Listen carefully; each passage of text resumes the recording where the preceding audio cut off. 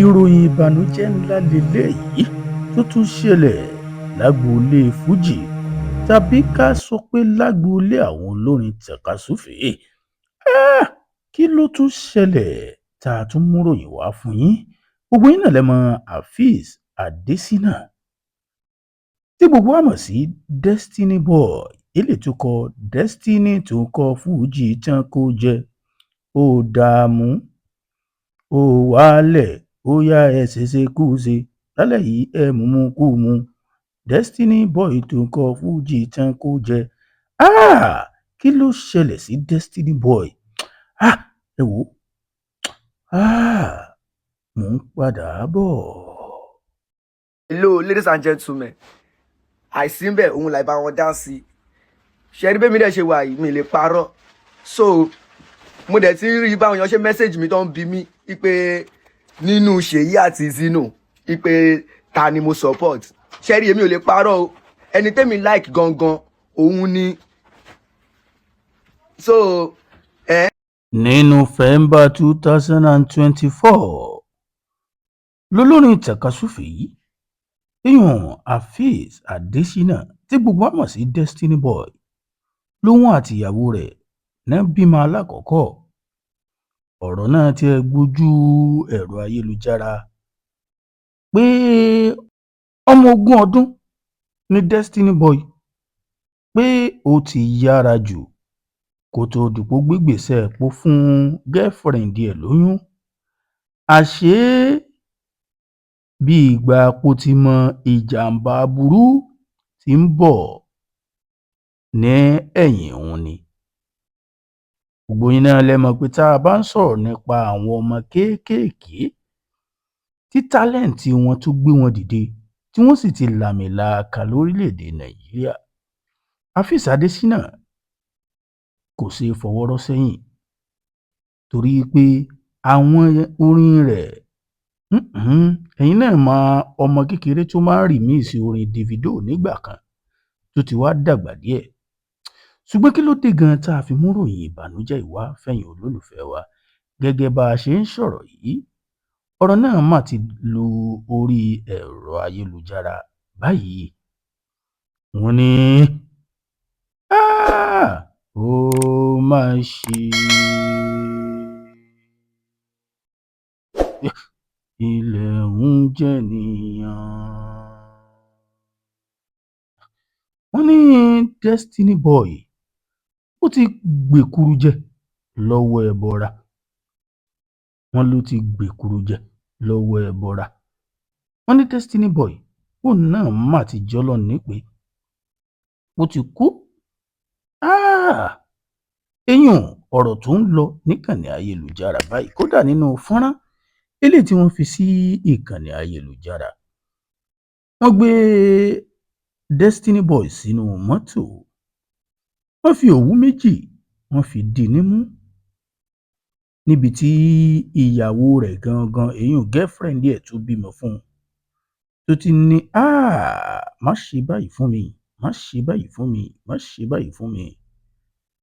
Pẹ̀lú omijé ojú ló fi ń sọ bẹ́ẹ̀. Nǹkan ńlá leléyìí o. Ẹ̀yin náà mọ̀ pé ìbànújẹ́ ńlá ni kí májèṣín kó tojú òbí ẹ̀ rọ̀rùn alákejì. Afeez Adésínà kò tí ì dàgbà pọ̀ bá a ṣe ń sọ̀rọ̀ yìí.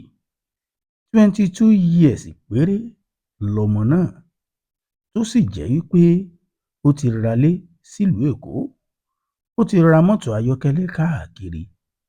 Ṣùgbọ́n nǹkan ẹyọ kan tínú àwọn òbí rẹ̀ ó fi máa dùn ni pé ó tètè ṣe bí ọmọkùnrin. Ó tètè fún girlfriend ẹ̀ lóyún tó jẹ́ pé ó ti bímọ fún un. Ṣùgbọ́n irú ikú wo gangan ló pa Afeez Adésínà?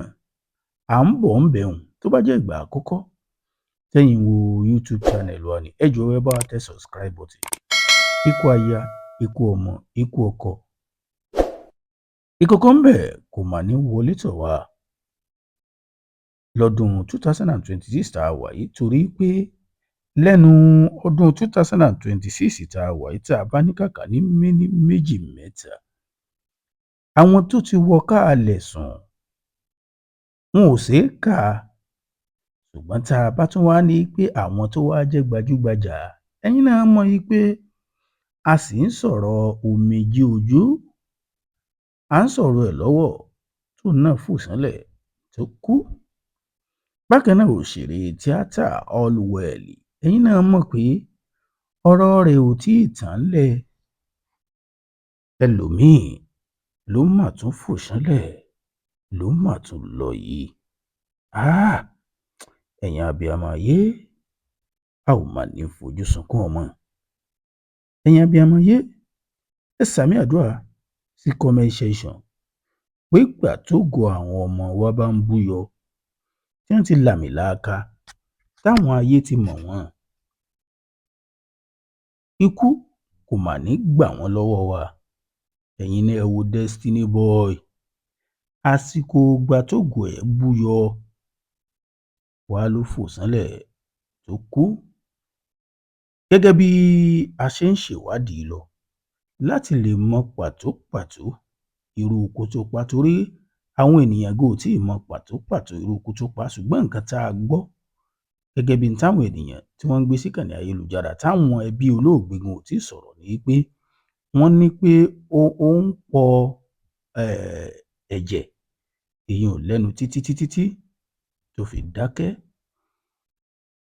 A ò tíì mọ̀ bóyá òótọ́ leléyìí tàbí ìròyìn òfegè ni, ṣùgbọ́n ẹ subscribe yín sí YouTube channel wa. Àwọn akọ̀ròyìn wa wọ́n ń ṣe ìwádìí tó kúnná dóko láti lè mọ pàtó irú ikú tó mú ọmọdékùnrin kékeré ọmọ 22 years tó ṣẹ̀ṣẹ̀ bẹ̀rẹ̀ ayé jíjẹ, tó ti ralé, tó ti ra mọ́tò, oríṣiríṣi mọ́tò tí èsì mọ́tò ẹyọ kan, tí èsì mọ́tò méjì, tó sì ti bímọ.